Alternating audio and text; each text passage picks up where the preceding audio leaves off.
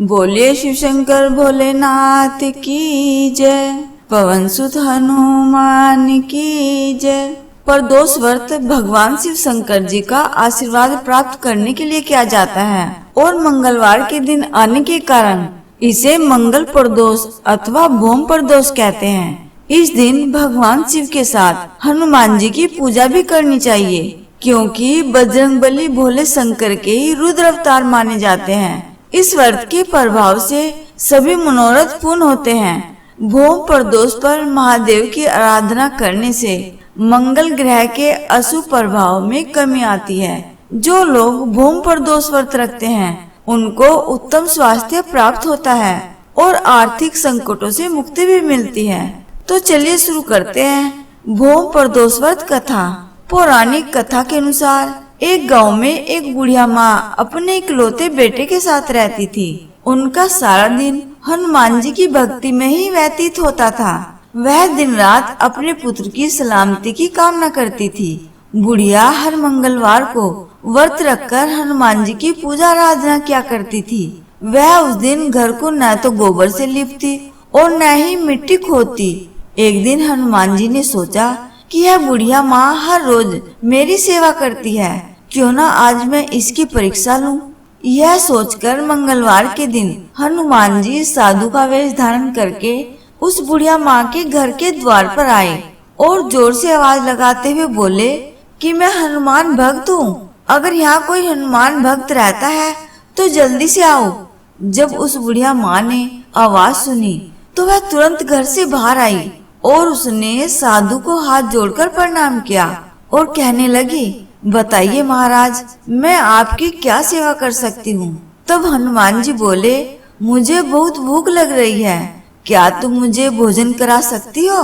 इतना सुनकर बुढ़िया माँ ने साधु महाराज को अंदर आने के लिए कहा और आसन बिछा दिया। तब साधु बाबा बोले, हे माता, पहले तुम इस जगह को गोबर से लीप दो। बुढ़िया माँ दुविधा में पड़ गई। तब बुढ़िया माँ हाथ जोड़कर बोली, आज मंगलवार है, लीपने और मिट्टी खोदने के अतिरिक्त आप कोई दूसरी आज्ञा दे तो मैं अवश्य पूर्ण करूंगी। बुढ़िया माँ का साहस देखकर हनुमान जी मन ही मन अत्यंत प्रसन्न हुए और उन्होंने बूढ़ी अम्मा को अपने वचनों में बांध लिया और कहा, तू अपने बेटे को बुला, मैं उसकी पीठ पर आग जलाकर भोजन बनाऊंगा। यह सुनकर बुढ़िया माँ घबरा गई, परंतु वह प्रतिज्ञाबद्ध थी। उसने अपने पुत्र को बुलाकर साधु को सौंप दिया। वेशधारी साधु हनुमान जी ने बुढ़िया माँ के हाथों से ही उसके पुत्र को पेट के बल लिटवाया और उसकी पीठ पर आग जलवाई। आग जलाकर दुखी मन से बुढ़िया माँ अपने घर में चली गई।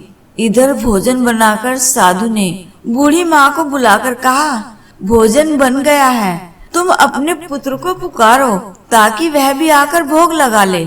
इस पर बुढ़िया माँ बोली, उसका नाम लेकर मुझे और कष्ट न दे। लेकिन जब साधु महाराज नहीं माने तो बूढ़ी माँ ने अपने पुत्र को आवाज लगाई। वह अपनी माँ के पास आ गया। अपने पुत्र को जीवित देख बुढ़िया माँ को बहुत आश्चर्य हुआ और वह साधु के चरणों में गिर पड़ी और बोली कि आप कोई साधारण पुरुष नहीं है, कृपा करके आप अपने रूप के दर्शन करवाइए। उस वृद्धा के ऐसा कहते ही हनुमान जी अपने वास्तविक रूप में प्रकट हो गए। हनुमान जी को साक्षात देखकर वह बुढ़िया माँ बहुत खुश हुई। तब हनुमान जी बोले, हे माता, मैं तुम्हारी सेवा एवं भक्ति से अत्यंत प्रसन्न हूँ, मांगो क्या मांगती हो। तब उसने कहा, हे भगवान, मैं अपने पुत्र की सलामती चाहती हूँ। तब हनुमान जी उन्हें आशीर्वाद देकर और सुख समृद्धि प्रदान करके अंतर्ध्यान हो गए।